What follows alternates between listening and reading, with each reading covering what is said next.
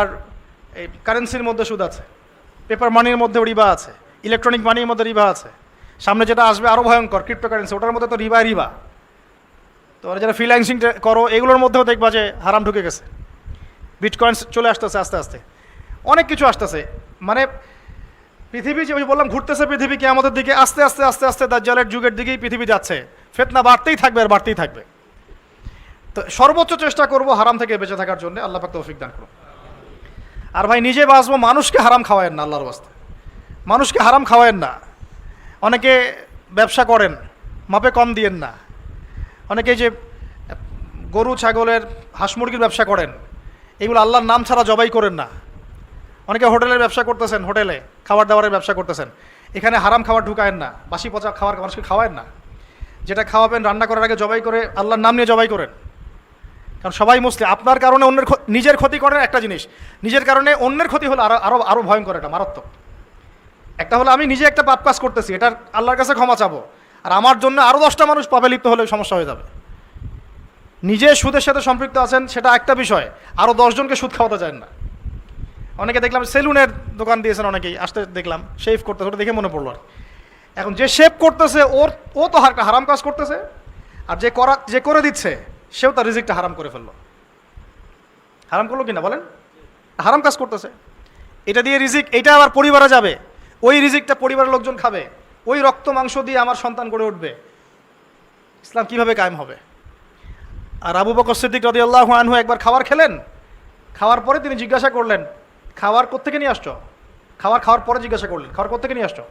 তার দাস বলছে, আমি জাহিলি যুগে গণকি কাজ করতাম, ওই যে জ্যোতির্বিদ্যা, হাত দেখে দেওয়া, বুঝছেন না, গণকি কাজ করতাম, সেই গণকির একটা পয়সা পাইতাম, বাকি ছিল, ওই টাকাটা দিয়েছে আজকে আমাকে, ওইটা দিয়ে আজকে খাবার কিনেছি। আবু বকর রাদিয়াল্লাহু আনহু বলে, আমাকে তো ধ্বংস করলা, তুমি আমাকে ধ্বংস করে ফেললা। এই বলে তিনি নিজের এই আঙ্গুল গলায় ঢুকিয়ে যতক্ষণ খাবার বের হয় নাই বমি করতে করতে করতে করতে অবস্থা খারাপ। এই ছিল সাহাবীদের নমুনা, এই ছিল তাদের জীবন। আমি যে কথাগুলো বলছি আল্লাহ পাক আমাকে আমল করার তৌফিক দান করুন, আমিন। কারণ আমরা কেউই এখন হারাম রিজিক থেকে মুক্ত নই। আপনি ইগোতে নিয়েন না কথাটা, আমি কেউই হারাম রিজিক থেকে মুক্ত নই। মনে হচ্ছে যে হ্যাঁ আমি তো হারামে যাই না, আমি তো ব্যবসা করে খাই, ইত্যাদি ইত্যাদি। সূক্ষ্মভাবে কোথায় কোথায় সুদ আর দুর্নীতি আর মাপে কম আর চগল ঢুকে গেছে আপনি বুঝতেই পারতেছেন না। তবে আমরা কি করব এখন তাহলে? ফাত্তাকুল্লাহ মাস্তাতাতুম, সর্বোচ্চ চেষ্টা করব সাধ্যমতো আল্লাহকে ভয় করার জন্য। এরপরে যদি কোনো হারাম ঢুকে যায় আল্লাহ মাফ করে দিও, আমিন। আমরা এর চেয়ে বেশি পারলাম না, আল্লাহ চেষ্টা করে পারলাম না, আল্লাহ মাফ করে দিও। 5 নাম্বার হচ্ছে পরিবার ঠিক করে ফেলা। পরিবারের মধ্যে দিন প্রতিষ্ঠা করার চেষ্টা করি, আল্লাহ পাক তৌফিক দান করুন। আমাদের সমাজ নিয়ে বড় বড় কথা পরে, আগে পরিবারে পর্দা কায়েম করতে হবে ভাই।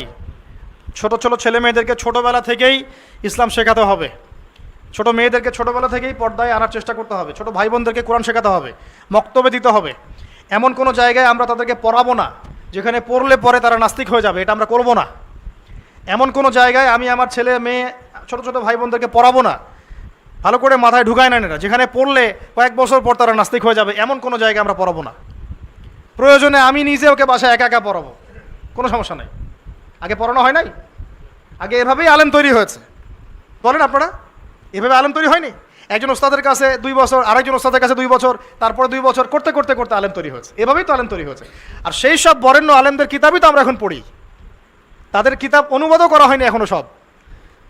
এভাবেই একটা জেনারেশন তৈরি হয়েছে তাবেঈনদের। যদি আমরা এমন কোনো প্রতিষ্ঠান না পাই যেখানে বিশুদ্ধ করে ইসলামী তারবিয়ত দেওয়া হচ্ছে, তখন প্রয়োজনে আপনি একাই পড়াবেন। কিন্তু আলহামদুলিল্লাহ আমাদের দ্বীনি প্রতিষ্ঠান যথেষ্ট আছে, এই দ্বীনি প্রতিষ্ঠানগুলোকে প্রাধান্য দিবেন। তাই বলে এটা বলছি না যে জেনারেল শিক্ষায় শিক্ষিত করবেন না, কারণ জেনারেল শিক্ষায় শিক্ষিত না করলে আবার আপনি এই যুগের সাথে তাল মিলাতে পারবেন না। তাই দুটা সমন্বয় লাগবে, এই সমন্বয়টা আমাদেরকে করতে হবে। আল্লাহ পাক আমাদেরকে করার তৌফিক দান করুন। আরেকটা কাজ করব, সেটা হলো আমরা আমাদের জায়গা থেকে কমপক্ষে পার্ট টাইম, ফুল টাইম না হোক, কমপক্ষে পার্ট টাইম দাওয়াতি কাজ করবো ইনশাআল্লাহ। সবাই মিলে দাওয়াতি কাজ করতে হবে। বাল্লিগু আন্নি ওয়ালাউ আয়া, একটা আয়াতও যদি জানেন প্রচার করবেন, আল্লাহর রাস্তায় সময় দিবেন, দাওয়াত কীভাবে দিতে হয় শিখবেন, দাওয়াতের মেহনত উসুলগুলো শিখে নেবেন, পড়াশোনা তো করতেই থাকবেন, আমল করতে থাকবেন, অল্প অল্প করে আপনি মানুষকে দাওয়াত দিবেন। এই দাওয়াত দেওয়ার জন্য যে সবাইকে মুফতি হতে হয় জরুরি না তো, আমরা ধরেন ব্যবসা করছি, এখানে আমার পাশে এক ব্যবসায়ী ভাই আছে, আমি তাকে দাওয়াত দিতে পারি, ভাই সুদের টাকাটা খাইস না, মাপে কম দিস না, বাস দাওয়াত হয়ে গেল। তো আমি নামাজ পড়ছি, আমি তো আমার পাশের কলিগকে বলতে পারি, ভাই চলেন নামাজটা পড়ে আসি, বাস দাওয়াত হয়ে গেল। আমি পর্দা করছি, আমার পাশের বোনকে বলতে পারি যে বোন আপনিও পর্দা করেন, জীবন আর কতদিন, পর্দা করে নেন। এই হসপিটালে একজন ওই যে লাশ কাটে না, ওই যে মেডিকেল স্টুডেন্টদেরকে লাশ কেটে দেখায়, তা আমার এক স্টুডেন্ট সেখানে, উনিও ডক্টর মাশাআল্লাহ, উনি বলছেন যে যখন লাশ কাটার জন্য নিয়ে আসলো মেডিকেলে, মনে হয় ফার্স্ট ইয়ারে কি সেকেন্ড ইয়ারে এটা করে, তোমাদের ফার্স্ট ইয়ারে মনে হয়, সেকেন্ড ইয়ারে মেবি। তো এই লাশটা ছিল একটা মেয়ের লাশ, আর যারা উপর থেকে দেখছে, এটা তো কাটা অনেকেই দেখে, স্টুডেন্ট তো অনেক, সবাই তো আর কাছে আসতে পারে না, অনেকে দূর থেকে দেখতেছে। তো যে টিচার এই কাজটা করতেছে, সেই টিচারটা করতে গিয়ে মাথাটা এখানে কিন্তু খুলে ফেলে, কিছু একটা দিয়ে আঘাত করে খুলে ফেলে। তখন উনি বলছেন যে এই যদি হয় শেষ পরিণতি, তাহলে তোমাদের এত লিপস্টিকের কি দরকার আছে।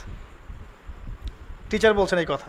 তা আমার স্টুডেন্ট এখন বলছেন যে ওই দিন এই কথাটা আমার মাথায় এমনভাবে ক্যাচ করেছে যে তারপর থেকে সে তার জীবনটা পরিবর্তন করেছে, পর্দায় আসা শুরু করেছে।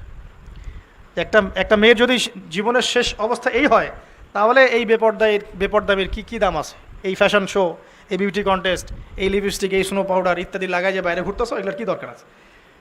তো ওই স্যার এই দাওয়াতটা দিয়েছিল তার ছাত্রীদেরকে, তাদের মধ্যে অনেকে হেদায়েত হয়ে গেছে আলহামদুলিল্লাহ। তো এটাই বলছি যে আমরা কিন্তু সবাইকে চলতে ফিরতে হেদায়েত এর পথে আনার চেষ্টা করতে পারি। আল্লাহ পাক আমাদের সবাইকে তৌফিক দান করুন, আমিন। আর এই কয়েকটা কথা বললাম ভাই, একটু মনে করার চেষ্টা করি। ইলম অর্জন, ওলামায়ে কেরামের সোহবত লাগবে, আমাদের ব্যাপক আমল লাগবে, এবং সুন্নতি জিন্দেগি করবো ইনশাআল্লাহ, পরিবার ঠিক করবো ইনশাআল্লাহ, রিজিক ঠিক করবো ইনশাআল্লাহ। এগুলোর পাশাপাশি দাওয়াতি কাজ করব আমাদের সাধ্য মতো, সাধ্যের অতিরিক্ত দায়িত্ব আল্লাহ পাক কাউকে দেন নাই। এরপরে আর 2-3টা কাজ করবো আমরা ইনশাআল্লাহ। সেটা হলো আমরা উম্মতের মধ্যে বিভক্তি বাড়াবো না। উম্মতের মধ্যে আমরা বিভক্তি, যারাই দলাদলির দিকে মানুষকে ডাকবে আপনি বয়কট করবেন এদেরকে। এদের দ্বারা উম্মতের কোনো খেদমত নাই, এরা উম্মতের আবর্জনা। যারা উম্মতকে বিভক্ত করে ফেলতে চায়, মসজিদ ভাগ করা, জামায়াত ভাগ করা, এটা ভাগ করা, সেটা ভাগ করা, সমাজ ভাগ করা, এই ভাগাভাগি করতে করতে করতে করতে আজকে অবস্থা হয়েছে। আমাদের মধ্যে কি মৌলিক বিষয়ে খুব পার্থক্য আছে? মৌলিক বিষয়গুলো কি কোনো পার্থক্য আছে? তাহলে আমরা ছোট ছোট বিষয়গুলোকে নিয়ে কেন এরকম ভাগ হয়ে গেলাম? আমাদের মাথায় কি বুদ্ধি শুদ্ধি কিছুই কাজ করলো না? আল্লাহ পাক আমাদেরকে বোঝার তৌফিক দান করুন। আর এই বিভক্ত হওয়ার পরে কি আমাদের শক্তি বেড়েছে না কমেছে? আমাদের উপরে পশ্চিমাদের আগ্রাসন বেড়েছে না কমেছে? অন্তত আপনারা যারা বিচক্ষণ আছেন, অন্তত আপনারা উম্মাটাকে আর বিভক্ত করেন না। গীবত দিয়ে, সমালোচনা দিয়ে, অপবাদ দিয়ে, আলেমে বিভক্তি লাগিয়ে দিয়ে এই কাজটা আপনারা করতে যান না। বরং যদি আপনার চোখের সামনে প্রমাণিত হয় যে হ্যাঁ এখানে একটা সমস্যা, ভুল মনে হচ্ছে, আপনি উম্মার ঐক্যের খাতিরে চুপ করে থাকেন, তাও ভালো। আপনি উম্মার ঐক্যের খাতিরে তাও চুপ করে থাকেন, কথা বলেন না, চুপ করে থাকেন, তাও ভালো। তাও আল্লাহর ওয়াস্তে এই উম্মাটাকে এমনি যত শত শত হাজার হাজার দলে বিভক্ত হয়ে গেছে আর বিভক্ত করতে চান না। ছোট ছোট মাসআলাগুলোকে নিয়ে সমাজকে বিভক্ত করতে চান না। একসাথে থাকেন, মত পার্থক্য থাকবে, মত পার্থক্য নিয়েই আমরা একসাথে থাকবো ইনশাআল্লাহ। ঠিক আছে? কাবা ঘরে নামাজ পড়েছেন না আপনারা অনেকেই, বিভিন্ন মাযহাবের মানুষ নামাজ পড়ে না।